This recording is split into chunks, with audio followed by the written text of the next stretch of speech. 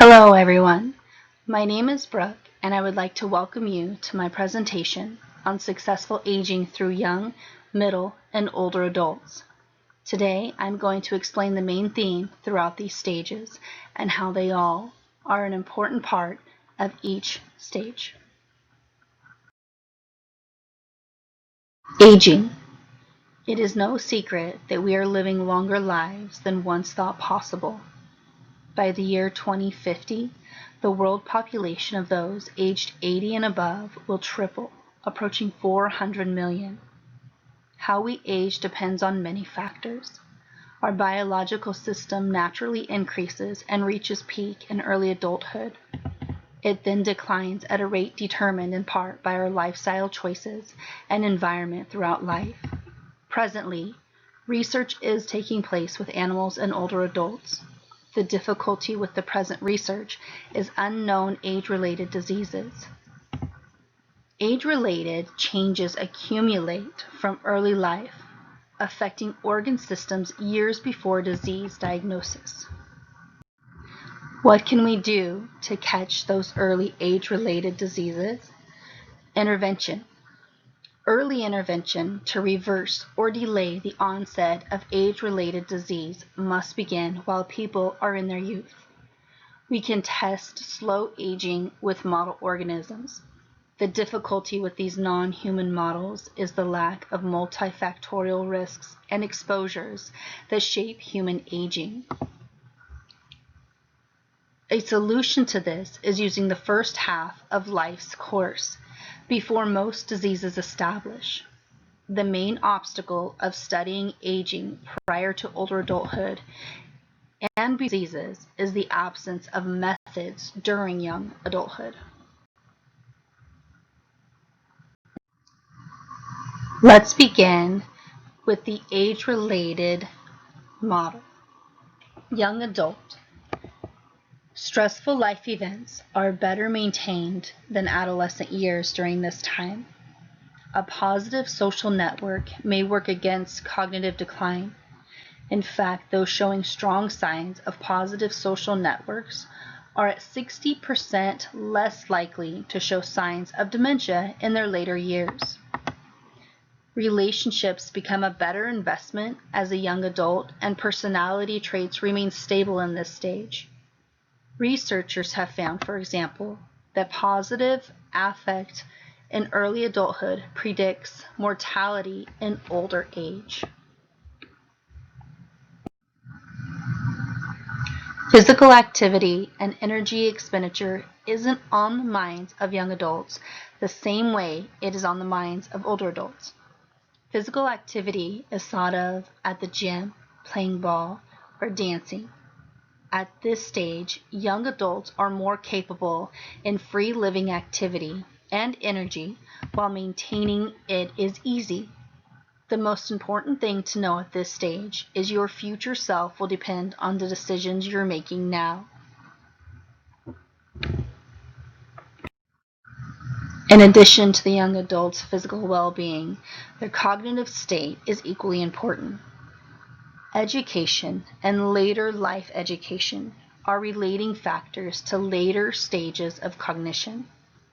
Mental skills have been building throughout each stage of life and continue through our young adult stage.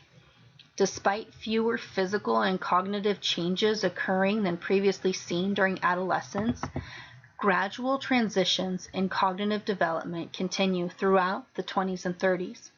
Cognitive health habits during early adulthood correlate with later life memory and brain functioning.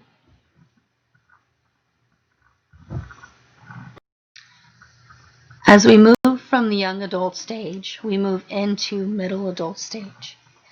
Emotional experience in middle adult stage has been tied to physical indicators related to health status, such as blood pressure and immune response.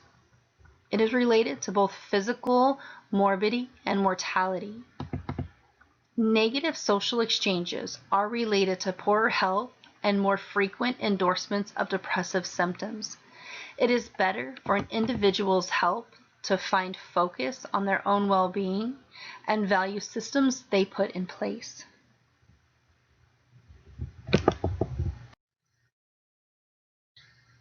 During the stage of middle adult, the early part is closely matched with that of young adult. It may be a bit slower, but is still quite manageable. As time progresses, reaction time begins to decline, and cardiac output is reduced. During this stage, you're going to see that hair will begin to change, wrinkles will appear, age spots will increase, and you may even notice that vision or hearing loss occurs.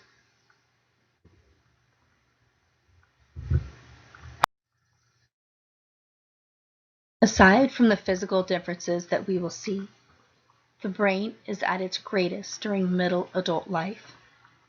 Verbal abilities, simple math, and abstract reasoning are skills all improve during middle age.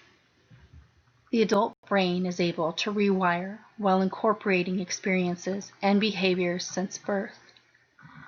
Middle age is able to sift through trials more calmly than in youth.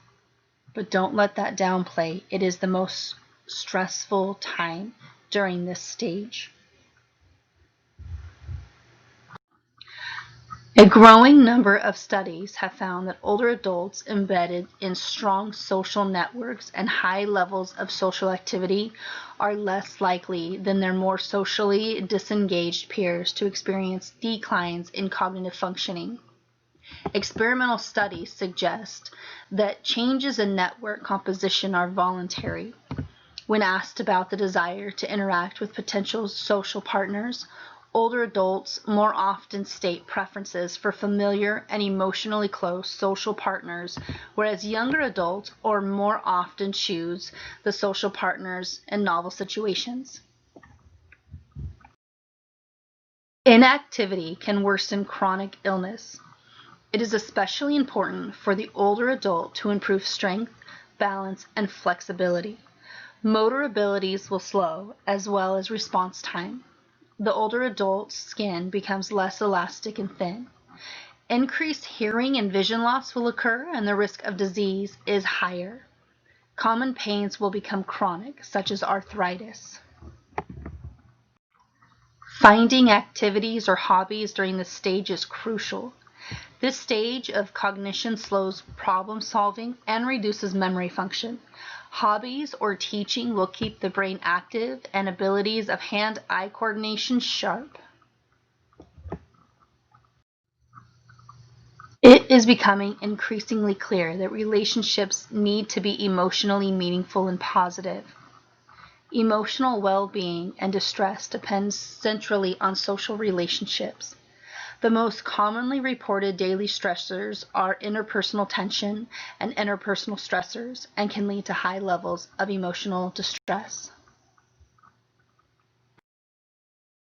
Older adults who reported that they had secure attachment with their parents in childhood endorse higher levels of positive emotions and lower levels of negative emotions when characterizing their daily emotional experiences than those who report less secure attachments to early caregivers. Early experiences predict physical and mental health outcomes later in life. People who had childhoods marked by emotional neglect or adversity are more likely to report smaller social networks and feeling emotionally isolated from others in old age.